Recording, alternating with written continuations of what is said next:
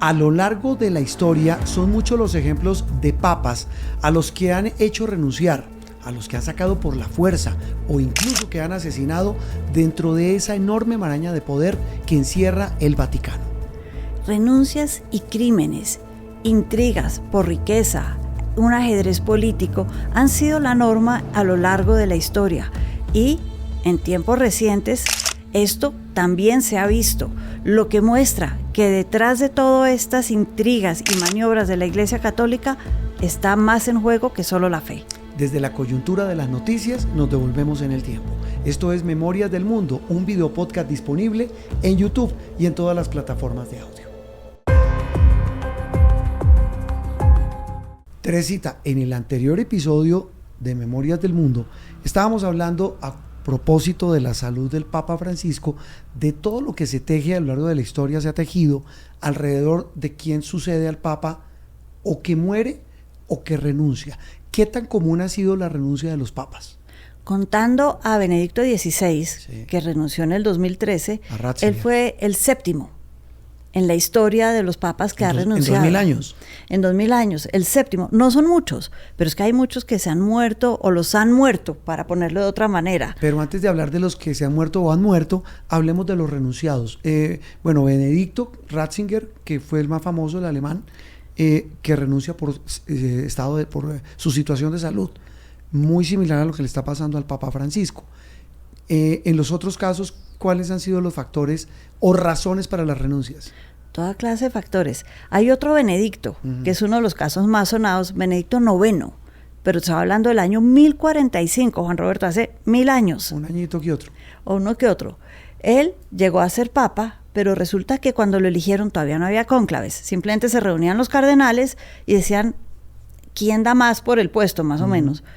Lo eligieron a él y uno de los opcionados, que después fue el Papa Gregorio, dijo, no, yo quiero ser papa y yo necesito ser papa, porque es que eso da mucho poder. En esa época del medioevo daba un poder enorme de control territorial, ejércitos, riqueza, plata, sí, todo. Entonces fue y compró a Benedicto IX, literalmente le dijo, yo le voy a dar a usted tales terrenos y tanta plata, usted renuncie y diga que yo soy el nuevo papa. Y efectivamente eso pasó. Pero antes de que pasara un año con Gregorio de papa, lo acusaron precisamente de corrupción. ¿Usted cómo le fue a pagar al otro? Usted no debería ser papa. Usted compró el papado y eso no está bien, hay que elegirse. Entonces lo renunciaron y llegó el Papa Gregorio. Pero el Papa Gregorio muere antes de que termine el año o lo mueren. Eso todavía está en veremos, parece que se lo sacaron de ahí rápidamente y, oh sorpresa, a los 3 años volvió Benedicto IX con territorio, poder, riqueza, a ser nuevamente el Papa. Vea pues, novelón de intriga. ¿Las otras renuncias han sido también por qué? ¿En medio de estas intrigas o también temas de salud? Temas de salud. Hay otro que es famoso, Celestino V. Eso fue hacia 1200.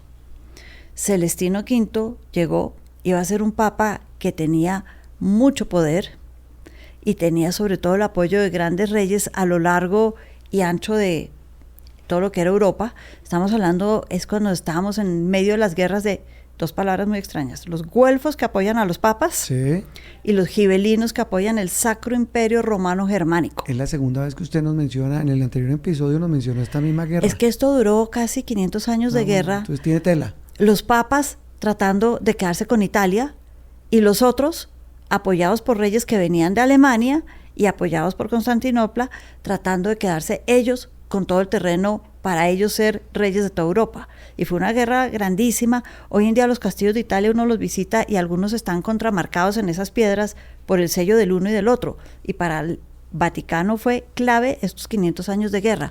El caso es que este señor llega y no alcanza a ser papa, sino 5 meses, y dice, no, esto no es para mí. Yo prefiero irme de ermitaño como San Francisco, yo soy más tranquilo. Era la época en que estaba creciendo precisamente la orden de San Francisco. Yo quiero eso, yo quiero ser ermitaño, esto de ser papa y meterme a liderar ejércitos y guerra no es lo mío. Y renunció, pero renunció y seguía siendo popular y la gente lo veía y le decía, por favor, vuelva a ser papa, que usted es el único decente, por favor. También ese lo mataron como a los 4 meses de la renuncia. Lo renunciaron. En serio, para que no volviera. A la vida. Teresita, ¿a cuáles papas más han asesinado? o han renunciado a las malas? A todos estos del medioevo, muchos de ellos, recordemos todas las historias de los Borgia, que además se casaban, Bueno. tenían hijos como los reyes para que sus hijos fueran cardenales a los 17 años y papas a los 20. Entiendo que hubo un Borgia papa. Sí, hubo dos, César y Alejandro, y uno era hijo del otro. Imagínese eso. Ellos pretendían una dinastía como En la esa de los época, reyes. La pero castidad como que no era la mayor virtud de los papas, ¿no? para nada, para nada. Eso no jugaba dentro del tema de ser elegido no Sí. pontífice o sacerdote, porque Como que había no sacerdotes marcaba. que tenían mucha familia también. Imagínese. Teresita, entre Ratzinger, Benedicto XVI, y la anterior renuncia, entiendo, hay 500 años de diferencia. Sí. ¿Por qué en 500 años no hubo renuncias? Porque hubo un periodo de estabilidad, 1415. Ujú. Fue cuando hubo 3 papas al tiempo y a 2 les tocó renunciar y el tercero en el fondo renunció, hubo un nuevo cónclave y es como si la iglesia después de eso de tener 3 papas, antipapas, después de toda esta guerra entre los güelfos y los gibelinos, se estabilizara. Coincide con que en España, en Europa en general, entró la Ilustración, se acabó el medioevo, vino la Ilustración, La imprenta. la imprenta, se descubrió América, se reunificaron los grandes reinos. Hubo como una cierta, llamémosla, calma, estabilidad, que ayudó a que los papas, también los estados papales, se estabilizaran y pues si no tenían que estar en guerra todo el tiempo contra los demás, podían dedicarse a otras cosas, además de enriquecerse.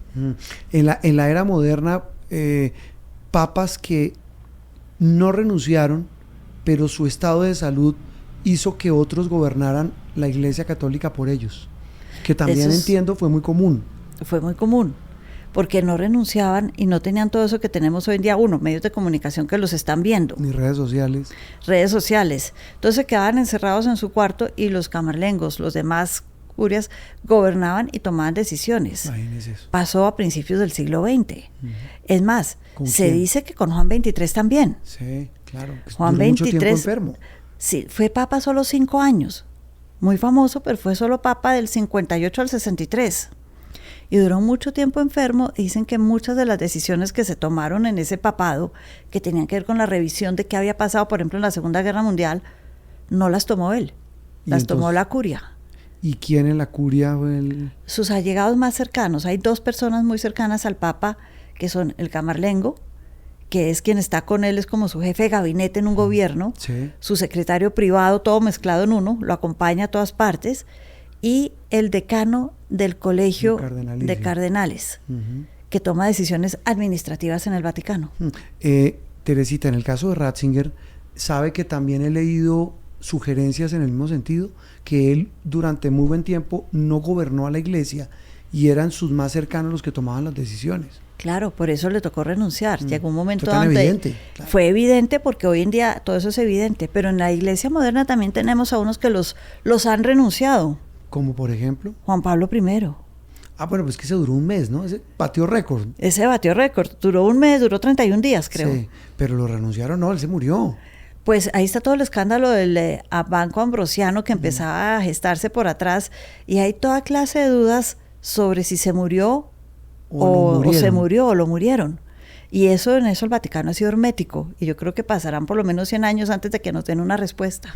Eso incluso ha sido motivo de libros, de películas, de investigaciones. De todo. Porque los expertos vaticanólogos, periodistas como Marco Politi, como muchos otros, se han dedicado a eso, a tratar de entender esos hilos de poder que sabe que me llama la atención, Teresita, viendo esto a lo largo de la historia. Y no pasa solo en la iglesia, en muchos gobiernos, que son otros los que gobiernan, pero hay una figura que es la que aparece gobernando. Eso pasa mucho.